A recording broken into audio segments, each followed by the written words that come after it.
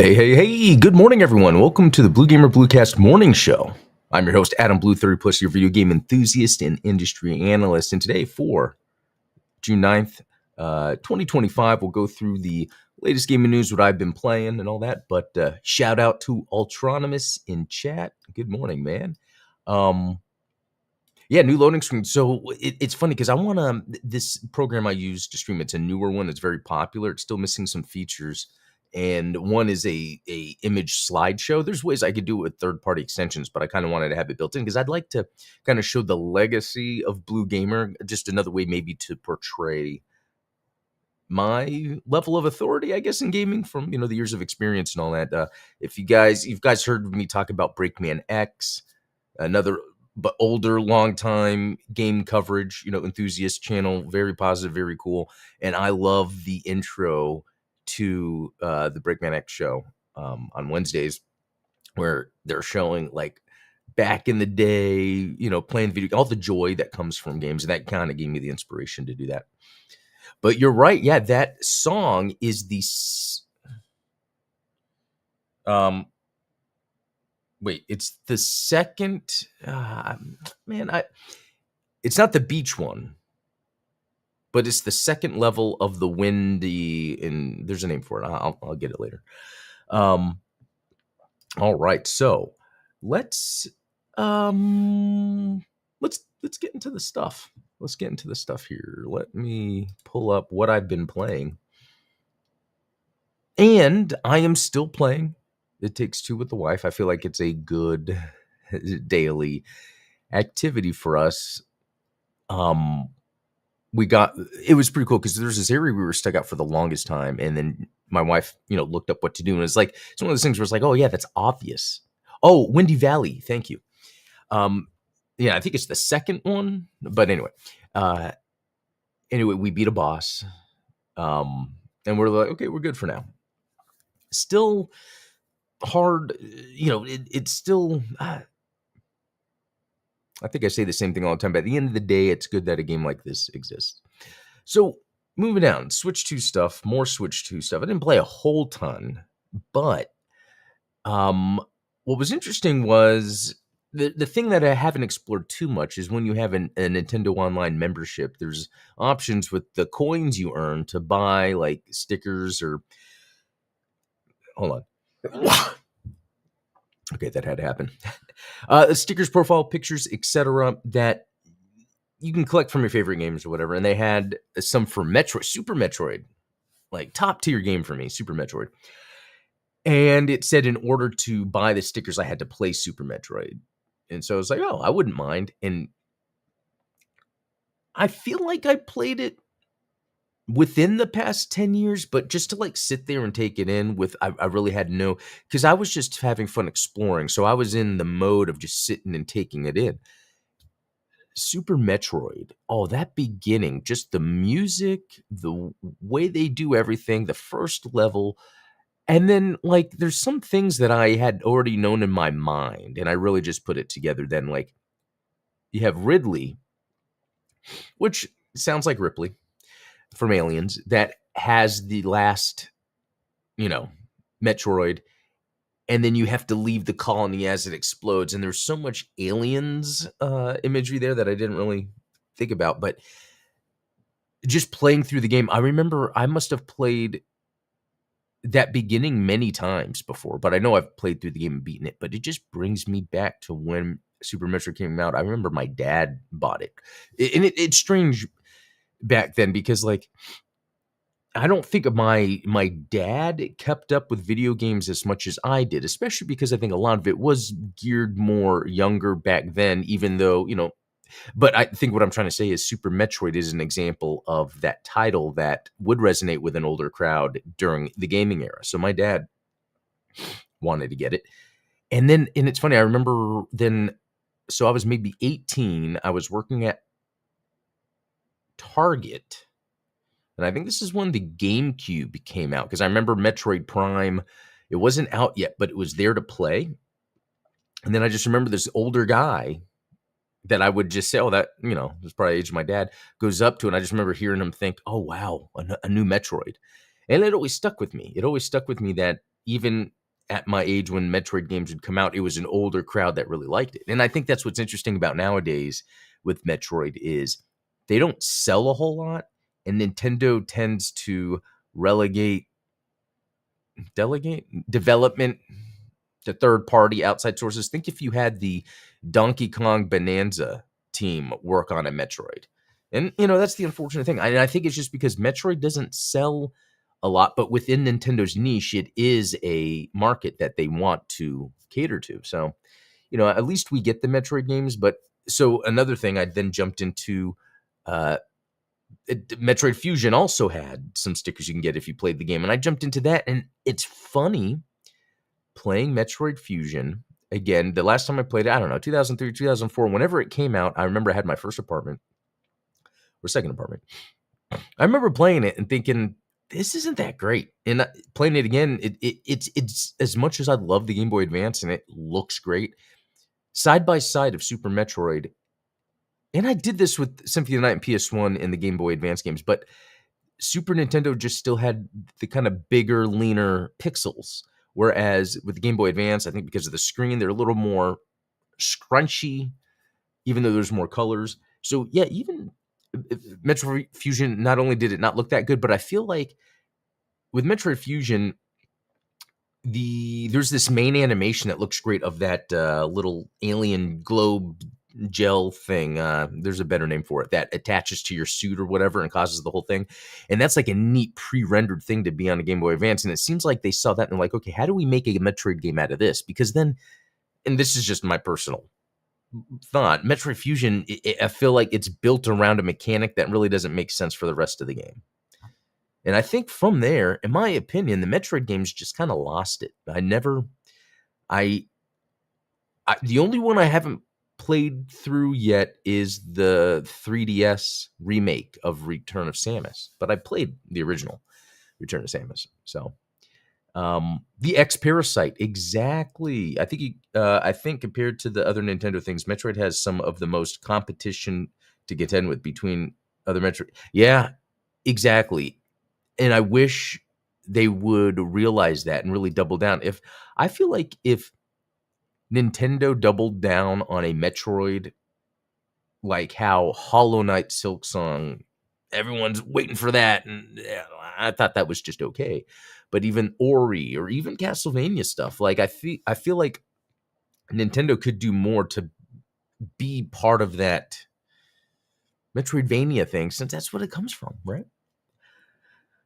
Okay, moving on to playing some more Mario Kart World, and it could be my game of the year.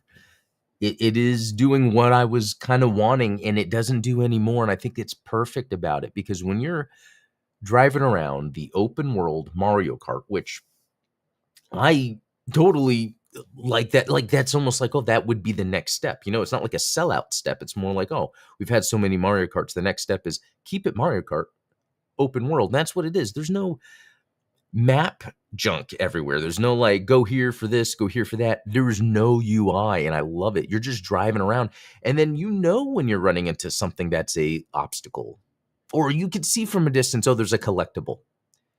Not only that, is you can open the map button, which is on the face button. It's actually not like start or select, just a face button, and then teleport anywhere in the world you want. And then even that, when in the world, when you're highlighting each map or track, it says how many hidden things there are to get.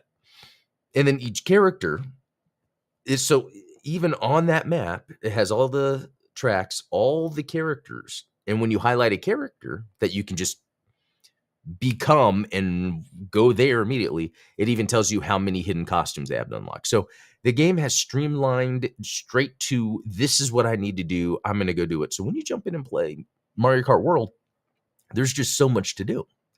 And it's so fun without having a lot thrown at you. And then I played online. That was so fun. I mean, I got my butt beat, but I don't think I've played much Mario Kart Online before. So with this one, how it works is I just did race. And I feel like it's just, you just keep doing races and races and races for as long as you want. And I want to say there's like 20 other people, or probably more. That's pretty neat too. But here is something that came out of that race. And I don't know if this is something that's in the game or something they should do, is a race mode where there are no attack power-ups. They're all movement power-ups because and this is funny. So sometimes when I would play with the family, I would purposely not throw a shell or attack because it's like, well, I'm probably gonna pass them or something, so when I was playing online, I was purposely not it was like default, "Oh, I'm not gonna throw my shell at them. I'll just go around," and it was like, "No, no, no, you can't do that because in this mode, they are just you're constantly getting pummeled with things." And while that's fun, I was like, it would be fun to be able to play this where it's not about hitting the person. It's just about utilizing the tracks, the shortcuts, and the mushroom power-ups or the feather, whatever, to try to get to the end. I because I could just sit back and just race and race and race, and it's fun. And then sometimes, okay, now I got to get the red shell and hit that guy. Oh wait, no, actually, I'm going to hit it behind me because I'm seeing that there's something coming. It's like I don't want to worry about that too much. Just the tilt, and I think part of it too is when I'm in the world doing the free roam, I'm feeling that because you can just drive to any track and then just practice on the track and drive around. I'm telling you, it's fun. And I remember when Forza Horizon came out to do the open world, I think I only played through and beat the second one, because I can only take so much of it. And I feel like the way they did the open world in Forza, it's more like, oh, how do we make a racing game open world? Whereas I think Nintendo said, let's take Mario Kart and then let's just implement some open world conveniences, not make it where it's open world and then Mario Kart is in that, if that makes sense. And let's see, if only they treated Metroid like they treated Zelda. Exactly. I think how they treat Zelda, how they treat Splatoon, how they treat Mario, Donkey Kong, they should do that with Metroid. I really think they should keep that mature. And that's funny because now that I forget if we talked about it on this show, but there was that investor call where the investors were asking Nintendo, what are you going to do about the younger population? Because younger people aren't into the video games as much as the older. And it's like, I wonder how much that is bridging the gap from the younger to the older of like doubling down on the different genres Nintendo can have, I don't know. Because I feel like for me, I love playing Mario Kart and Donkey Kong Bonanza, but I'm an adult. It's not like I'm a kid and it's appealing to a kid. It's just appealing to people that enjoy games. So anyway, we'll see about that. And then let's see. I don't think Mario Kart's ever done just a regular old racing mode before. Yeah, they have, right? Since the beginning, I think that they've always had like the race or Grand Prix. And then they started adding, well, no, even from the beginning, they would then add if you want to do battle mode or something. Why are all the sci-fi games neglected? Exactly. Ultronymous. Exactly. Metroid, F-Zero, Star Fox, especially, Star Fox. They need to double down on it, unless there's something they're doing in the background. But Nintendo did say recently that they are going to reduce development time of their games. No, I mean racing without weapons. Oh, yeah, you're right. Yeah, it's never been without that unless you could customize it, but I don't remember. I think there's always been a degree of that. Because instead of being the blue turtle shell, if you're in last place, do the thing where you get the star, there's always, you're right, there's always a form of offensive items, which is fine. I think it's great. I just think it would be cool to have another mode where it's more of the chill mode. Mario Kart Chill. All right, well, that's about it. Yeah, I played a little more Tears of the Kingdom, but again, I think why I'm not spending too much time on that yet, as opposed to Mario Kart World, is just because the building mechanic, and I'm still in that early slog of at the beginning of Tears of the Kingdom where you have to go to the 3 shrines first, where it's like tutorials, and then you get to that main, not really main dungeon, but that first part. Okay. I wanted to look at this. I think Ultronymous, you correct me if I'm wrong, are you playing Marvel Rivals? So Marvel Rivals Blade gameplay has leaked. So this to me looks really cool. We're gonna look at this right now. Let's see. Can I fit that in here? That's taking up my whole screen. Oh, that's okay, I think, because I think you guys can still see what's going on. So it is stretched on purpose. Like that, I can. This is the leaked footage, which stretched. But this is what I like: how we're seeing combos. Like Blade is just doing like there's just a normal like combo, but then like the spin. So it's like I feel like, oh, I didn't see this part with the gun. That's cool. Because I feel like even though I'm not really into hero shooters, that one thing, and it's because it's actually Marvel related, that Avengers game, I know Autonomous, you're big on that. Um, I loved the concept of that Avengers game, even though I'm not a big Avengers person. But the fact that it had the multiple characters that had completely very different gameplay mechanics. I liked playing Black Widow. That was one that I really enjoyed.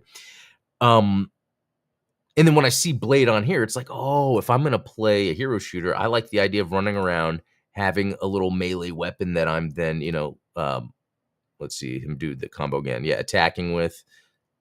Also, I do like how I feel like it plays more off the movie Blade than the standard uh, comic Blade because of the leather, the hair. It's more. There's more of that edge and style to it. So huge fan. Okay, now I have no way to play it. Okay, is it because it's only PC, PS5, and like Series X? That I wonder because it is interesting to think now that they are really companies are just really moving past PS4. I guess I don't know. Okay. So I think this is an interesting thing because this is exactly what I had brought up last week. Could region specific game versions boost industry fortunes? So the thing that I want to bring up here is, Destiny, Blizzard, whatever the company, no, Bungie, they and Microsoft, it's all, no, it's Sony. Anyway, Bungie, the creators of Destiny, have announced a Destiny mobile only game which it's like, well, why? But when I was doing research, I saw that like with Destiny 2, it's very hard for most players in China to be able to connect to the servers. And so by making this mobile game for everyone, but it's made by a Chinese developer, the idea is let's make this game for China, but anyone could play it. It looks like that's what's happening too with Battlegrounds Mobile. They're making a version for India. Could region specific game versions boost industry fortunes? Yes. And I feel like this is a as above, so below example of even when I was talking about Metroid. Nintendo can make their high priority IP Metroid just based within the market of Nintendo or the Switch, right? So what these developers are doing are like, well, we're not making enough money because we can't get people from India. Oh, well, then make that India specific game. So what Nintendo needs to do, and so the reason what I'm saying is, it would be like if Battlegrounds was like, oh, people in India can't play it. Well, here's like a little VPN proxy thing or whatever. And I feel like that's what Nintendo does with Metroid. They're like, oh, we need a new Metroid game. Well, let's just go hire a third party developer. We'll just contract someone to make a Metroid game. Instead, the idea is no. Let's put all the resources behind creating it for that market. That's why the new Destiny is being developed in China. And I actually didn't read all this, so I could be making this up, but it's just the title alone speaks to what I'm seeing and what I think is good for the games industry. Let's see. Game studios have been making regional changes for decades. Okay, this is another good point that I didn't bring up, but just regional changes that happen in general. But just to make the games for that region in the first place, I think is a cool thing. Especially because I feel like, and I guess they're talking about depictions of homosexuality or banned, blah, blah, blah. And those are the little things, but I think what it really helps is when, I just see the words Vampire Survivors or Castlevania. But no, when you see like a game made by a company in North America, and then they're wanting to market it. Sometimes it's just going to fall on deaf ears in other regions in other countries. So if they're like, okay, we're going to have our India branch make a game for India, that is cool because it could be that you could still play it being from any region. You might find something in it you like. Anyway, I find that very interesting. Very interesting. Ooh, looks like Blade gets to switch stances between melee and range. The hero shooters that take after MOBAs more than FPS. Oh, okay. Okay. Yeah, I like that he has the ranged and the melee because, yeah, all modern games, all modern gens of PC, so I have to watch from. Interesting. Interesting. So I guess we are then at that time for sure. I think Marvel Rivals then really does prove that they don't need to worry about last gen anymore. Because with all those PS4s out there, and the Xbox ones, I liked the idea that you could still play games on these older consoles. But I get it. It has to change sometime. So, yeah, some MMORPGs have already been doing region exclusive items and events for years, so it's not really that surprising. Just not particularly well known. Yeah, and I think that's what the idea here is with streamlining that from the ground up. So it's cool. It's cool because I feel like this is another degree away from that symbiosis that we're a singularity that we're inevitably heading to. And this just means there's more new, unique things to come. All right. Limited Run's SNES release of Doom is available for pre-order now alongside a new SNES controller. So this is really neat. So one, I was reminded when I saw this that, oh, I have that Switch SNES controller. I need to go hook it up because I was playing Metroid last night. I could have used it. So I've got that over there. But this controller looks cool because it doesn't look like it's based on the actual SNES shell, even the new shell. The one for the Switch is a little thicker. But this does seem to have more of the handles on the back. Let me see if I can. Nah, it doesn't even get that much bigger. That looks cool. Not that I would need this or want this, but apparently this works on the SNES, and it has rumble. Which is weird. But here's the other thing. I don't know if you guys ever played Doom on the SNES. It's really cool. But apparently the original porter, and there's a cool story about Doom being on SNES, but the original guy that ported this on Super Nintendo, he worked on this to go even further and deeper. So that's why I'm pretty interested in actually trying this out. And let's remember that Microsoft owns the IP. So I like that Microsoft's like, yeah, you want to make a game for Super Nintendo? Okay. You see how Microsoft is cool even amongst all the bad things we see in here. Anyway, that's cool. Oh, I didn't even know Doom was on SNES. Yeah, that was one of the later releases, and really bad that time. I think I had it on the 32X, even though I had it on PC. Because my dad had got it. But it was cool to have it on 32X. And then I think either re-rented it or I played it at a store. And I just remember it just wasn't as good, but it was still neat that it existed. But now they're going to have it like fully developed. I don't know. Okay. Some more retro news. I guess today, we're going to have some retro style news. Okay. Another rare Sega Genesis game is getting re-released by Retrobit. Okay, thanks to Retrobit, we've seen insanely rare Genesis games like Glaylancer and Eliminate Down. Now, just to kind of show off, yes, I did get all the achievements in Glaylancer. I know. How cool am I? But to go back to this, Eliminate Down. Is this available anywhere digitally? Let me see, because this is one I've always known of, but never played. Or if I did play, but I never. I've always wanted to find. Oh, here we go. So this was 2 years ago, but this is not digital, right? This is just. I don't know. That is weird. That there's not. A modern release of this game.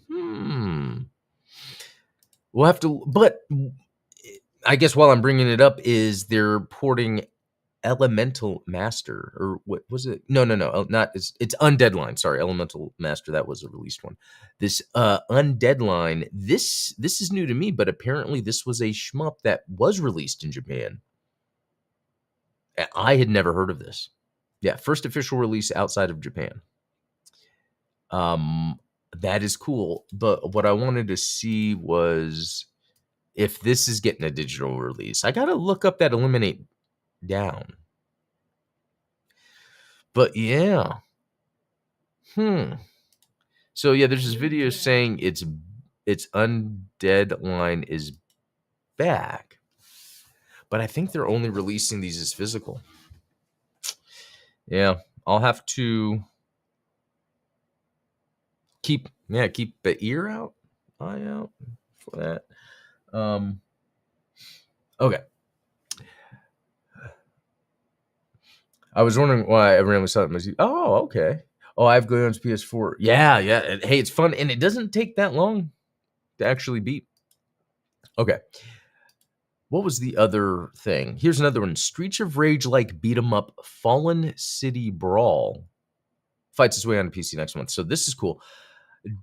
I wonder if I already have this in my okay, why can't I just want to click that. Okay.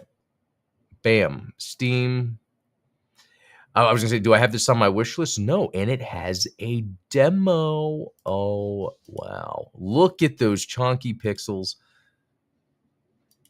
East Asia Llamasoft, or no, Llamas. That's another company. What? I recognize these games, but nothing that I have.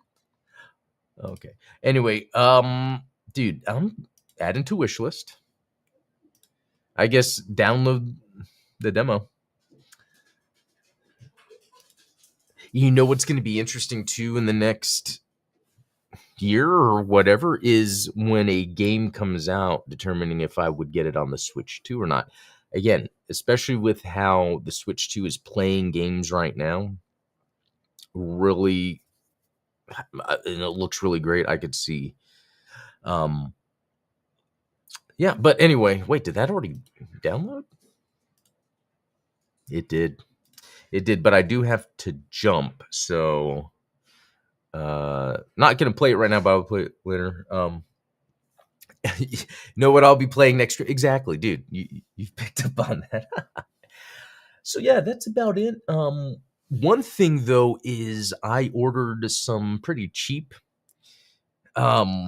grips for the Switch 2, just because handheld mode is painful, and so I want to try these grips to see, if it feels good, because I don't want to spend a lot on grips right now, especially I just spent a lot to get the Switch, so I just bought some cheap ones off Amazon, and so I'll report on them, because if they're good enough, that would be really cool.